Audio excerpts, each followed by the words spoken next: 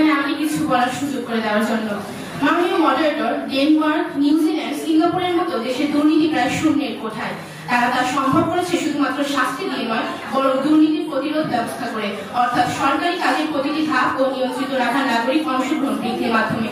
যখন প্রতিবাদীরা প্রমাণ হয়ে যাচ্ছে যে প্রতিরোধী সর্বোত্তম পন্থা, তখন তারা কেন প্রতিকারের সর্বোত্তম কথা বলছে? আশা করি তার উত্তর দিয়ে যাবে। মাননীয় মডারেটর, আমরা বলছিলাম কেন প্রতিকার সর্বোত্তম পন্থা নয়।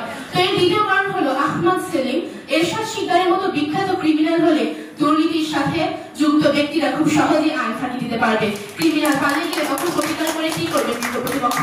দুর্নীতি আর অপরাধীর মাঝে গেলা কলে পড়ে কোটি কোটি টাকা কিংবা সম্পত্তি কি ফিরে পাবেন? আশা করি তার উত্তর দিয়ে যাবে।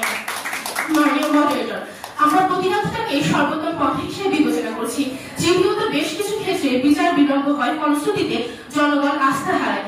বিজ্ঞ প্রতিপক্ষ দুর্নীতিতে টাকা কিংবা সমতুল্য কিছু হারিয়ে, এমনকি বিচার ব্যবস্থার পর জনগণের আস্থা হারিয়ে আপনারা কিভাবে প্রতিকারের সর্বোত্তম পন্থা হিসেবে বিবেচনা করছেন?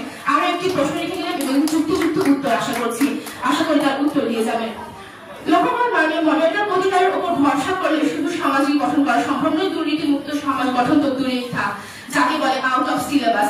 অন্যদিকে প্রতিরোধমূলক পদক্ষেপ না, যেমন প্রাথমিক পর্যায় থেকে নৈতিক শিক্ষা, প্রশাসনিক স্বচ্ছতা ও প্রযুক্তির ব্যবহার, ঘুষ প্রলোভনে জিরো টলারেন্স নীতি, গণমাধ্যমের সমাজ ও নাগরিকের সক্রিয় ভূমিকা করে শুধু দুর্নীতি মুক্ত সমাজই গঠন করে না, বরং এটি সৎ, সাহসী এবং উন্নয়নমুখী জাতি গড়ে তোলে। লক্ষ্যমান প্রতিপক্ষ বন্ধু, প্রতিকার অবশ্যই গুরুত্বপূর্ণ, তা আমরা অস্বীকার করছি না, কিন্তু প্রতিকার হবে ব্যাকআপ প্ল্যান আর প্রতিরোধ হোক প্রধান স্ট্র্যাটেজি। দুর্নীতি ঘটবে, তারপর শাস্তি দেবে, এই চিন্তা ভাবনা অনেক দিনকে বিবেচনা করে রেখেছে। আশা করি আপনারা বুঝতে পেরেছেন।